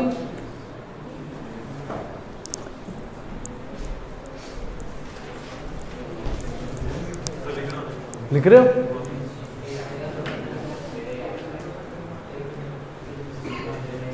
हाँ नहीं, तो ये डिस्क्रीट डेटा है, फ्रीक्वेंसीज नहीं दे रखी ना, तो डिस्क्रीट डेटा हो गया। तो ये वाला लगा देंगे, फ्रीक्वेंसीज तो है ही नहीं ना, बस एन हो जाएगा नंबर ऑफ ऑब्जर्वेशंस।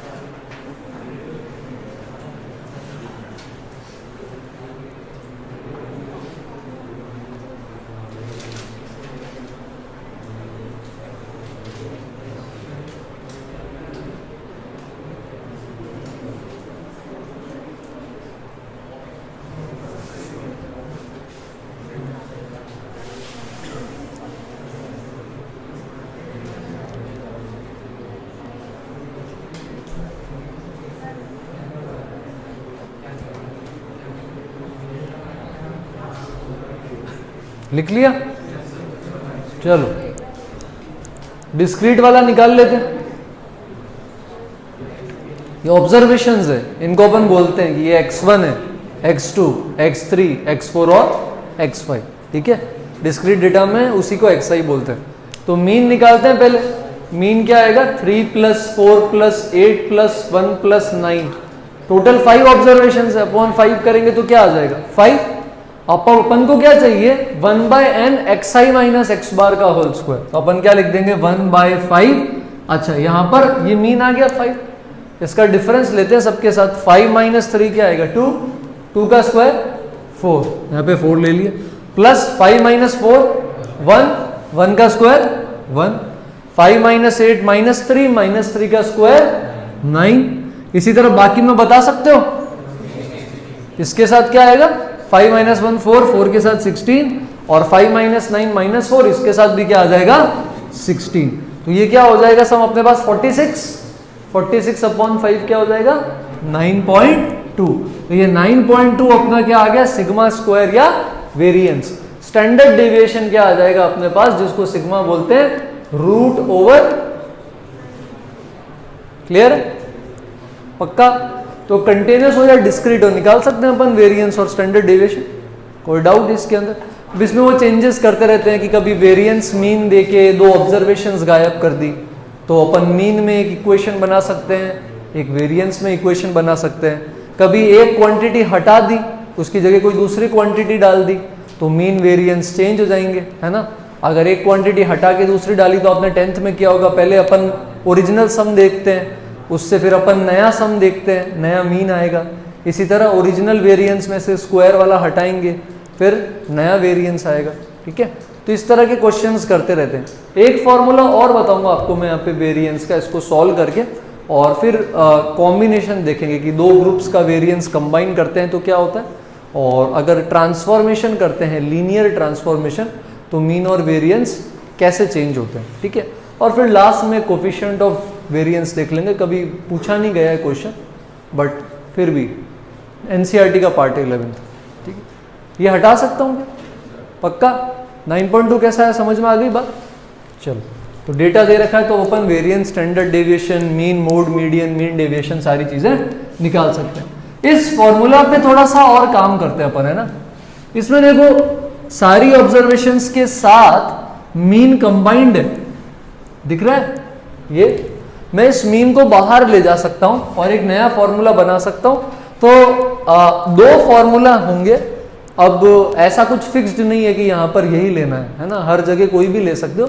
बट जब आप 5-6 क्वेश्चन लगाओगे तो आपको पता लग जाएगा कि कब ये फॉर्मूला लगाना आसान होता है और कब वो दूसरा वाला फॉर्मूला लगाना ज्यादा आसान होता है। चीजें दोनों सेम ही रिप्रेजेंट कर रही है, आंसर दोनों में सेम ही आएगा, एफर्ट भी लगभग बराबर लगेगा। कभी कभी कोई फॉर्मूले से आंसर जल्दी आता है, कभी किसी से जल्दी आता है, बस ऐसा। तो a minus B whole square आता है, खोल सकते हैं क्या इसको? ओपन कर देते हैं इसको। क्या लिखेंगे? 1/n सिग्मा के अंदर क्या आ जाएगा? xi स्क्वायर, आगे बताओ, plus x bar square minus 2x बार xi। अच्छा, i n ऑब्जर्वेशन है ना, तो 1 से n जा रहा हो। इसमें कुछ कांस्टेंट है क्या अपने पास? xi में i तो चेंज हो रहा होगा, मीन कांस्टेंट है ना, मीन तो x बार है, वो तो अपन निकाल चुके। तो पहले तो जैसे इंटीग्रेशन तोड़ते हैं वैसे समेशन तोड़ सकते हैं। तो क्या लिख देंगे इसको? 1/n sigma xi square, i बराबर वही 1 से n जाएगा अपने पास यहाँ पर।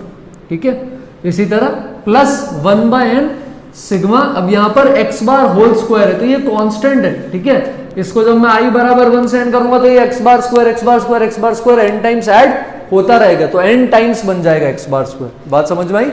और यहाँ पर माइनस में क्या आ रहा है ये? अच्छा, इसके समेशन में ये कांस्टेंट है तो मैं 2x बार बाहर ले सकता हूँ, कोई दिक्कत थोड़ी। कांस्टेंट को तो इंटीग्रेशन के भी बाहर ले सकते हैं ना, समेशन डिस्क्रीट में होता है, इंटीग्रेशन कंटिन्यूस में होता है बस। तो इसको ऐसे ही रहने देते हैं। ठीक है, ये चीज क्या बन जाएगी अपने पास? x bar square. क्यों? ये देखो ये क्या है? x bar square n times add हुआ तो ये अपने पास क्या बना? ये बना 1/n into n times x बार का होल स्क्वायर। ये कैंसिल हो गया तो ये क्या आ गया अपने पास? x बार का होल स्क्वायर। ये बात समझ में आई? अच्छा, एक बात बताओ, ये जो फॉर्मूला है ये मीन का है क्या? दिख रहा है क्या ये मीन है? यही तो लिखते हैं, समेशन xi अपॉन n। अपन ने अभी मीन का यही लिखा था थोड़ी देर पहले। तो ये क्या है? x बार। तो ये क्या बन जाएगा? -2 times x bar into x बार। क्या हो गया? x bar square. ये माइनस ये a square minus 2a square क्या होता है? Minus a square. तो ये फॉर्मूला अपने पास वेरिएंस का जो मीन अलग करके आता है, ये आ जाता है ये वाला 1/n सिग्मा xi स्क्वायर। ये वाला, इसमें क्या करते हैं अपन? सारी ऑब्जर्वेशंस का स्क्वायर ऐड करते हैं, n से डिवाइड कर देते हैं, और माइनस में अपने पास क्या बच जाता है इन दोनों को सॉल्व करने के बाद? x बार का होल स्क्वायर। ये अपने पास वेरिएंस का एक और फॉर्मूला है। और अगर अपने पास वो होगा तो बस यहाँ पर क्या आ जाएगा? fi आ जाएगा। अगर वहां ऑपरेट करेंगे तो यहाँ पर बस एडिशनली क्या डाल देंगे? fi डाल। अलग से इसलिए नहीं लिखवा रहा हूँ क्योंकि कभी जरूरत पड़ती नहीं है, रेयर केसेस में पड़ती है। ये बात समझ में आई? तो जैसे अभी वो वाला डेटा देखते हैं जो अपन ने देखा था, क्या थी अपनी ऑब्जर्वेशंस? देखो, देखते हैं आंसर सेम आता है या नहीं आता। अच्छा, डेरिवेशन नहीं भी याद हो चलेगा, दो चीजें ध्यान रखना, x बार कांस्टेंट होता है, दूसरा फॉर्मूला याद रख लेना। ठीक है, तो अभी अपनी वो वाली ऑब्जर्वेशंस बताओ क्या क्या थी अपने पास? जो अभी 5 ऑब्जर्वेशंस देखी थी, 3, 4, 8, 1 और 9। तो ये अपनी सारी क्या हो जाएगी? xi हो गई। अब इसके केस के अंदर मीन क्या आया था अपना? 5 आया था, तो x बार क्या लिख देता हूं? 5। अब ये फॉर्मूला लगा दूं एक बार, देखते हैं 9.2 आता है कि। तो क्या लिख देंगे अपन? 1/5 इन सारे स्क्वायर का सम। इसका स्क्वायर क्या है? 9, इसका 16, इसका 64, 1 का स्क्वायर 1, 9 का स्क्वायर 81, और साथ में क्या आएगा? मीन का स्क्वायर यानी 5 का स्क्वायर। अच्छा, इस x बार स्क्वायर के नीचे n नहीं है, इसके नीचे n मत लगा देना, क्लियर है ना बात? तो ये यहां पर क्या आ जाएगा अपने पास? क्या सम आ रहा है इसका? 25, 26, 89 नहीं 90 और 81 तो 171। सम चेक करना एक बार। 171 आ रहा है, आ रहा है 171 अपॉन 5 माइनस 25। एलसीएम ले ले, सब्ट्रैक्ट कर ले, 125 हो जाएगा। 171 में से 125 गया तो क्या आ गया 46। आंसर क्या आ गया? क्या ये बात समझ में आई? तो आप ये भी यूज कर सकते हो और आप ये भी यूज कर सकते हो डिपेंडिंग ऑन द सिचुएशन। कभी आपको लग रहा है कि हाँ मिसिंग ऑब्जर्वेशंस पूछी है सिंपल सी, तो मैं ये लेके चला जाऊंगा, इसमें ऑब्जर्वेशंस को मीन के साथ मिक्स नहीं कर रहे। कभी ऐसा लग रहा है कि नहीं साथ में लेकर कर सकते हैं तो ये कर ले, दोनों चीजें सही है। क्लियर है बात? पक्का ध्यान रख सकते हैं? चलो ये लिख लो, फिर 2-3 बातें और कर लें।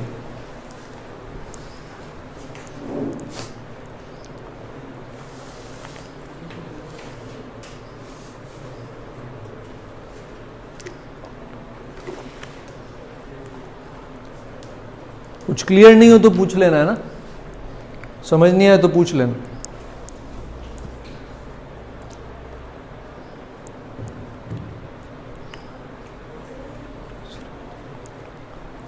होली वगैरह कैसी रही कल? शानदार। 8 से 6 बजे तक 5:30। 5:30 के बाद तो क्या ही रंग लगाया होगा? सारे रंग उतर गए।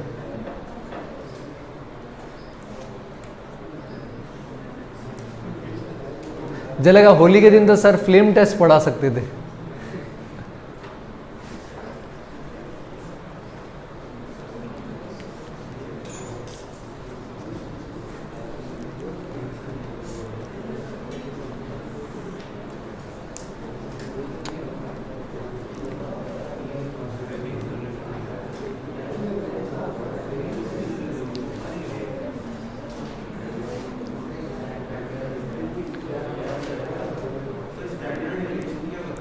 स्टैंडर्ड डेविएशन मतलब ये बेसिक जो ये सारे टूल्स हैं, मतलब अपन कोई भी डेटा एनालिसिस करना चाहते हैं ना तो ये सारे उसके टूल्स हैं। तो बेसिकली अपन क्या करते हैं, जैसे मीन मोड मीडियन डेटा दे रहे हैं तो अपन एक्चुअली जो डेटा एनालिसिस में जरूरत पड़ती है ना तो उसमें क्या करते हैं, जितनी भी ऑब्जर्वेशंस है ना इसको एक चार्ट पे प्लॉट कर देते हैं।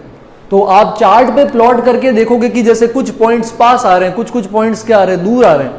तो ये इधर बताता हूँ, इसके काम का नहीं। जैसे मान लो आपने इधर इधर पॉइंट्स प्लॉट किए, ये जैसे आपके पॉइंट्स आ गए बहुत सारे ऐसे, तो अब मैं एक इसके अंदर बेस्ट फिट चाहूंगा, मैं एक ऐसा मेजर ढूंढना चाहूंगा ताकि मोस्ट ऑफ द पॉइंट्स उसके आसपास रहें। कुछ आउटलायर्स हो सकते हैं इधर उधर, बट मैं चाहता हूं कि एक ऐसा फिट मिले जो कि एकदम इसके ज्यादा से ज्यादा पॉइंट्स को कवर करे। जैसे मान लो एक ऐसी लाइन ली तो इसमें ज्यादातर पॉइंट्स कवर हो गए, कुछ पॉइंट्स बाहर हैं, होने दो, अपन को तो बेस्ट पॉसिबल फिट चाहिए। तो ये जितने भी स्टैटिस्टिकल मेजर्स हैं ये अपन को अलग अलग डेटा प्रोवाइड कराते हैं ताकि अपन इस बेस्ट फिट को निकाल सके। तो ये चाहे मीन मोड मीडियन ले, चाहे स्टैंडर्ड डेविएशन ले, चाहे वेरिएंस ले, ये अपन को ये चीज निकालने में हेल्प आउट करते हैं, बस ये आइडिया है। तो ये जो अपना स्क्वायर्स का मीन जो ले रहे हैं अपन डेविएशन का, ये ज्यादा बेटर मेजर होता है स्टैटिस्टिकली ऐसा। बाकी ये अगर आप आगे कॉलेज में जाके लीनियर रिग्रेशन पढ़ोगे तो उसमें थोड़ा सा हेल्प करेगा ऐसा, ठीक है। चलो आगे बढ़े, पक्का? चलो तो एक 2-3 चीजें देखते हैं। सबसे पहली चीज ऐसा देखते हैं कि अगर मैंने हर ऑब्जर्वेशन को चेंज किया है तो मीन में, वेरिएंस में, स्टैंडर्ड डेविएशन में क्या फर्क पड़ेगा, ठीक है। तो आप लीनियर ट्रांसफॉर्मेशन हेडिंग डाल सकते हो इसके केस के अंदर, लीनियर ट्रांसफॉर्मेशन। तो अपन लीनियर ट्रांसफॉर्मेशन पता है ना, क्वाड्रेटिक में किया था। अगर ऐसी क्वाड्रेटिक इक्वेशन है जिसके रूट्स है अल्फा बीटा, तो वो क्वाड्रेटिक इक्वेशन बताओ जिसके रूट्स है 2α + 3 2β + 3। याद आया?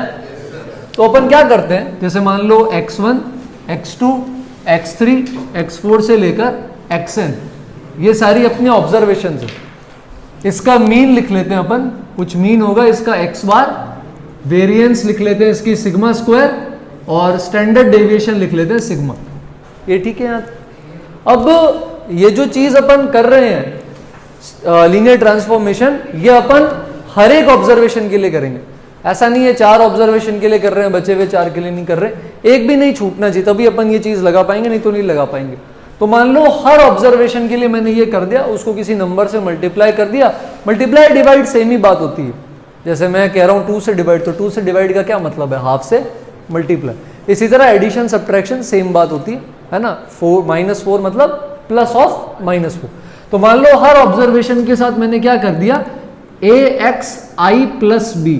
AXI प्लस बी का मतलब है कि सारी ऑब्जर्वेशन को पहले A से मल्टीप्लाई किया फिर B ऐड कर दिया, और ये एक के साथ नहीं किया, ये मैंने सारी की सारी जितनी भी ऑब्जर्वेशन थी अपने पास x1 से लेकर के xn तक, इन सारी ऑब्जर्वेशंस के साथ अपन ने सेम चीज करी। अब अपन देख रहे हैं कि अगर अपन ये लीनियर ट्रांसफॉर्मेशन कर रहे हैं तो अपने मीन पे और अपने वेरिएंस पे क्या फर्क पड़ने वाला है, बात समझ आई। तो इसे अब पहले ये जो मीन था x बार, ये आप क्या लिखते थे, समेशन xi अपॉन n, ठीक है। वेरिएंस में अपन ने देखा था इसमें क्या लिखते थे, 1/n summation of xi minus x बार का स्क्वायर, ऐसा ही लिखते थे। अब अपन क्या लिखेंगे यहां पर, जब हर ऑब्जर्वेशन AXI प्लस बी हो गई है, तो अब अगर आप अपना न्यू मीन देखोगे तो आपका न्यू मीन क्या आ जाएगा, summation of AXI plus B upon n। सारी ऑब्जर्वेशन चेंज हो गई ना, x1 plus x2 plus x3 की जगह क्या आएगा, AX1 plus B plus AX2 plus B plus AX3 plus B, ये चलता रहेगा AXN प्लस बी की जगह, तो XI की जगह ये रख दी।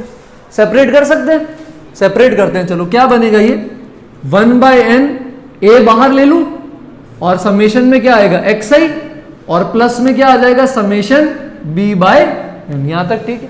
A और B क्या है, कॉन्स्टेंट्स है, इसीलिए इनको बाहर ले सकते हैं अपन।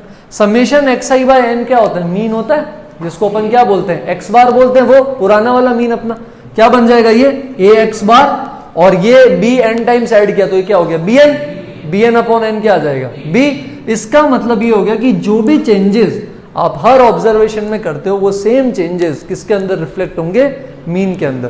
तो जैसे मान लो आपका मीन दे रखा है, पहले सपोज आपका मीन दे दिया मान लो 2, और आपने कहा कि आपने हर ऑब्जर्वेशन को 3 से मल्टीप्लाई करके 1 ऐड कर दिया, तो अब आपका जो नया मीन है ये क्या हो जाएगा 3 × 2 + 1 यानी कि 7। बात समझ आई, जो चेंज हर ऑब्जर्वेशन में करेंगे वही चेंज किसमें भी होगा, मीन। क्या यहां तक क्लियर, पक्का। वेरिएंस देखें, वेरिएंस में फॉर्मूला लगाते हैं, तो अगर मान लो मैं न्यू सिग्मा स्क्वायर न्यू निकालने की कोशिश कर रहा हूं तो यहां तो 1/n ही रहेगा, इधर क्या हो जाएगा, xi की जगह क्या लिखोगे आप, xi की जगह क्या लिखोगे, समेशन के अंदर AXI प्लस बी, और x बार की जगह क्या लिखोगे AX बार प्लस बी, तो जो माइनस है तो क्या हो जाएगा, यहाँ माइनस हो जाएगा, सब्ट्रैक्ट करेंगे तो ये b से b क्या हो गया, कैंसिल आउट हो गया। अच्छा a कांस्टेंट है, बाहर निकाल सकता हूं, तो क्या बन जाएगा ये a²/n sigma xi minus x बार का होल स्क्वायर। और ये चीज तो क्या है, वेरिएंस ही है, पहले लिखी। तो वेरिएंस का, इस b का वेरिएंस पे कोई असर नहीं पड़ता। मैं सारी ऑब्जर्वेशन में +1 कर दूं वेरिएंस चेंज नहीं होगा, सारी ऑब्जर्वेशन में -1 कर दूं वेरिएंस चेंज नहीं होगा, ठीक है। वेरिएंस सिर्फ मेजर करता है कि भाई कितना शिफ्टेड है ओरिजिनल पोजीशन से, तो ये इस पे फर्क नहीं पड़ेगा। इस पे सिर्फ किसका फर्क पड़ता है, जो कांस्टेंट आपने मल्टीप्लाई या डिवाइड किया उसका स्क्वायर का फैक्टर आपके साथ में आ जाता है, ये हो जाएगा a² टाइम्स सिग्मा स्क्वायर। तो इसके केस के अंदर अगर मान लो अपना सिग्मा स्क्वायर पहले था 3 और आपने अब सब में क्या कर दिया 3xi + 1 कर दिया, तो जो न्यू होगा उसमें क्या आ जाएगा, वो किसके बराबर हो जाएगा 27। उसमें क्या हो जाएगा, ये जो a दे रखा है ये a² साथ में क्या आ जाएगा, इसके मल्टीप्लीकेशन के अंदर आ जाएगा। b का इस पे कोई फर्क नहीं पड़ेगा, वो देख लो यहाँ ब्रैकेट में कैंसिल आउट हो रहा है। बात समझ आई, पक्का। कोई क्वेरी इसके अंदर, कोई भी डाउट। स्टैंडर्ड डेविएशन क्या होता है, इसका रूट होता है सिग्मा स्क्वायर का। तो नया जो स्टैंडर्ड डेविएशन है ये तो अपना क्या हो गया, न्यू वेरिएंस। अगर अपन न्यू स्टैंडर्ड डेविएशन लिखेंगे तो न्यू स्टैंडर्ड डेविएशन क्या आ जाएगा, ए। हाँ, ए नेगेटिव भी हो सकता है, इसलिए अपन यहां पे लिखते हैं mod a × सिग्मा। बात समझ आई। तो अगर ax + b सब में किया है तो मीन क्या हो जाएगा ax बार + b, वेरिएंस क्या हो जाएगा a² सिग्मा स्क्वायर, और स्टैंडर्ड डेविएशन क्या हो जाएगा mod a सिग्मा। तो अगर अपन यहाँ पर इसको समराइज करें जो अपन ने यहाँ पर देखा है, तो अगर अपन मीन देखेंगे तो मीन क्या हो जाएगा ax बार + b, वेरिएंस क्या हो जाएगा a² सिग्मा स्क्वायर, और स्टैंडर्ड डेविएशन क्या हो जाएगा mod a सिग्मा। ये चीज, ये नहीं भी याद रहे कोई दिक्कत नहीं है, ये तीनों याद रखना, डायरेक्ट एप्लीकेशन लगती है। क्या ये बात क्लियर है, कोई क्वेरी यहां तक, कोई डाउट। एग्जाम्पल क्लियर है जिसमें समझाया था, पक्का। स्टैंडर्ड डेविएशन क्या हो जाएगा यहां पर बता सकते हो मेरे को, इस एग्जांपल में स्टैंडर्ड डेविएशन 3√3, सिग्मा स्क्वायर 3 है तो स्टैंडर्ड डेविएशन क्या था √3। अब ए से क्या कर देंगे मल्टीप्लाई, तो न्यू स्टैंडर्ड डेविएशन क्या हो जाएगा 3√3। क्लियर है? चलो ये लिख लो। उसके बाद कुछ भयानक देखते हैं।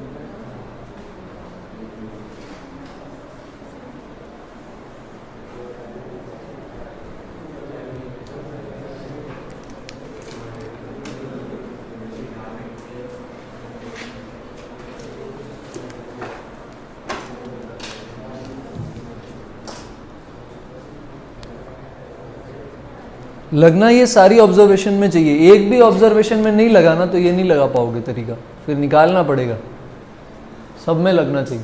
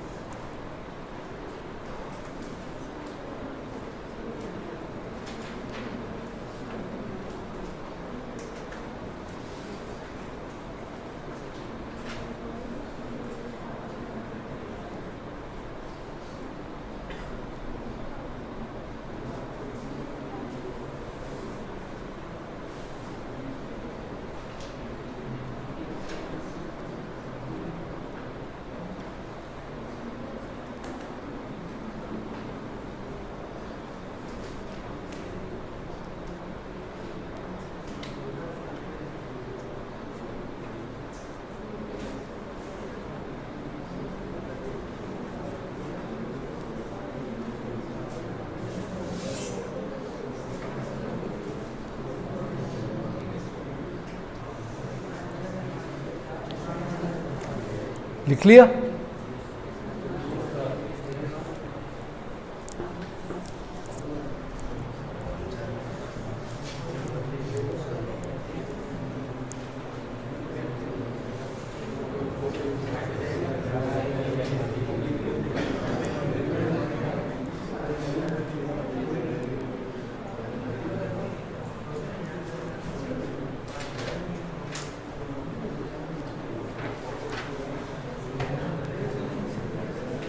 अपन आज प्रैक्टिस कर लेंगे ना थर्ड लेक्चर में, उसके बाद स्टैट्स की शीट लगा लेना, ठीक है?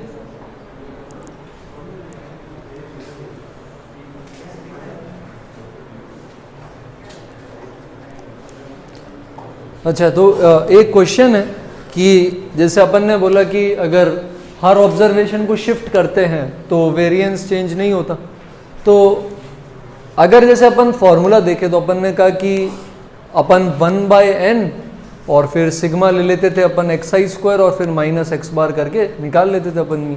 तो अगर मैं ऑब्जर्वेशंस चेंज कर दूं, अगर मैं ऑब्जर्वेशन किसी पॉइंट के अबाउट शिफ्ट कर दूं तो क्या वेरिएंस चेंज होगा? जैसे मान लो 2 4 6 8 है, अब मैंने ये पॉइंट ऑफ रेफरेंस ओरिजिन्स की जगह -1 पे ले गया, तो ऑब्जर्वेशंस हो गई 3 5 9, ऐसा मान लिया कि सब में +1 ऐड हो गया, तो क्या वेरिएंस चेंज होगा? नहीं होगा, क्योंकि अपन ने क्या कहा कि अगर सब में प्लस भी करते हैं तो वेरिएंस चेंज नहीं होता है। तो अपन यही चीज क्या कर सकते हैं, फॉर्मूला में भी अप्लाई कर सकते हैं। जैसे मैं लिख रहा हूं कि 1/n सिग्मा xi² है और माइनस में फिर मैं क्या लिख रहा हूं सिग्मा x मतलब x बार, जो कि क्या होता है सिग्मा xi/n होता है। तो मैं यही चीज उनमें भी कर सकता हूं। मैं क्या कर सकता हूं, ऑब्जर्वेशन को चेंज कर। अब ये मैं क्यों बता रहा हूं, क्योंकि इस अकेली चीज पे उन्होंने 3-4 बार क्वेश्चन फ्रेम किया।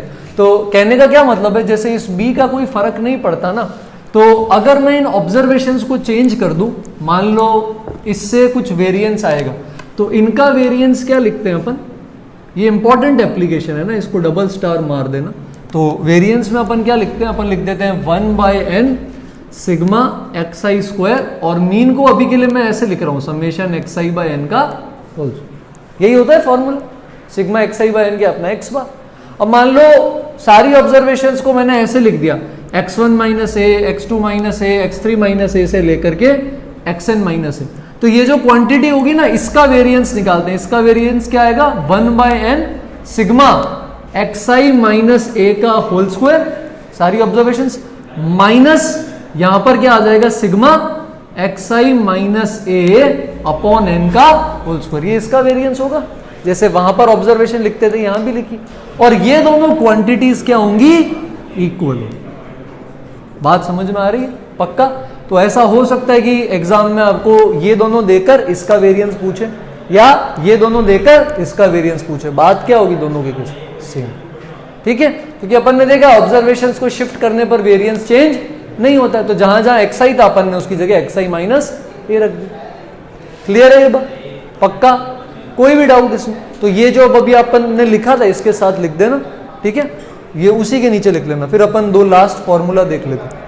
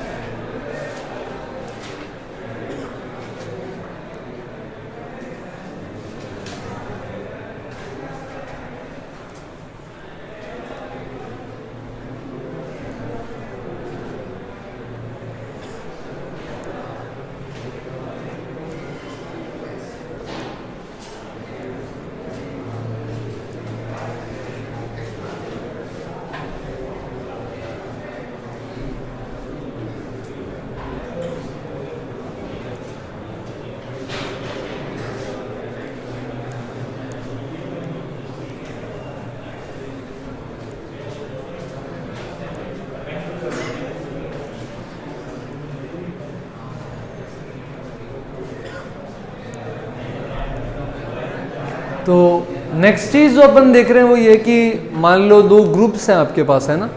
2 ग्रुप्स में अलग अलग ऑब्जर्वेशंस है, अलग अलग मीन है, उनका अलग अलग वेरिएंस है। तो उनको कंबाइन करने के बाद नया मीन या नया वेरिएंस क्या होता है। तो पहले ये फॉर्मूला नहीं पढ़ाते थे, बट लास्ट ईयर के मेंस के अंदर 3 सवाल जो है वो इसी पर आ गए, कंबाइंड वेरिएंस पे। और ये फॉर्मूला नहीं पता हो तो कैलकुलेशन लेंदी, इसमें भी लेंदी जाती है, बट बिना इसके ज्यादा लेंदी जाती है। तो इसलिए अपन क्या करेंगे, अपन 2 ग्रुप्स देखेंगे अलग अलग ऑब्जर्वेशन मीन और वेरिएंस के, और कंबाइन करने पर क्या मीन और वेरिएंस है ये फॉर्मूला देखना और याद रखना है। अभी तक जो फॉर्मूला पढ़े थे उसी के साथ याद रखना है, क्योंकि इस पे डायरेक्ट क्वेश्चन बनता है। और फॉर्मूला नहीं आएगा तो टाइम क्या लगेगा, ज्यादा लगेगा, ठीक है। तो मान लो 2 ग्रुप्स है, ग्रुप 1 ग्रुप 2। इसमें मान लो n1 ऑब्जर्वेशन है, इसका मीन है x1 और इसका वेरिएंस है सिग्मा 1 स्क्वायर, ठीक है। यहाँ पर ऑब्जर्वेशन है n2, मीन है x2 और वेरिएंस है sigma 2 square. Standard deviation sigma 1 sigma 2। Standard deviation निकालना हो तो कंबाइंड वेरिएंस का रूट ले लेना, ठीक है। तो जो आपका कंबाइंड मीन होता है, कंबाइंड मीन का फॉर्मूला आपके पास होता है n1 इंटू x1, क्योंकि ये इसका सम होता है। मीन को अगर ऑब्जर्वेशन से मल्टीप्लाई कर दूंगा तो क्या आएगा, सम आ जाएगा। तो मेरे को कॉम्बिनेशन का टोटल सम चाहिए, टोटल ऑब्जर्वेशन से डिवाइड करना। तो n1 x1 plus n2 x2 upon n1 plus n2, ये 2 ग्रुप्स के कॉम्बिनेशन का क्या है, कंबाइंड मीन। कंबाइंड वेरिएंस का फॉर्मूला थोड़ा सा खतरनाक है, बट अपनी मजबूरी है, अपन को याद रखना पड़ेगा, है ना। क्वेश्चंस अपन करेंगे सेकंड हाफ में इसके ऊपर, कंबाइंड वेरिएंस जो है सिग्मा स्क्वायर, इसका फॉर्मूला होता है n1 सिग्मा 1 स्क्वायर। अच्छा यहाँ वेरिएंस का स्क्वायर मत कर देना, ये खुद वेरिएंस है, कई बच्चे वेरिएंस लिखी हुई उसका वापस स्क्वायर कर देते, ये खुद वेरिएंस है, ठीक है। n1 sigma 1 square plus n2 sigma 2 square upon n1 plus n2। Sir इसमें क्या खतरनाक है, भी खत्म नहीं हुआ है formula, plus n1 n2 upon n1 plus n2 का whole square into x1 minus x2 का होल स्क्वायर। ये पार्ट थोड़ा सा खतरनाक है, बट 2-3 क्वेश्चंस करोगे उसके बाद याद हो जाएगा। तो ये याद रखना, इस अकेले फॉर्मूला पे 3 क्वेश्चन बने थे लास्ट ईयर, अब इस साल आएगा नहीं आएगा पता नहीं, बट फॉर्मूला याद रखना जरूरी है।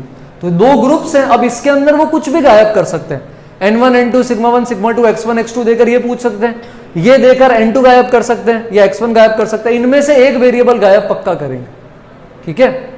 और आपकी शिफ्ट में आए तो मानना आप लकी हो, क्योंकि सब जने रट के नहीं आते हैं इसको, बट अपन याद रख के जाएंगे। क्लियर है ये चीज पक्का।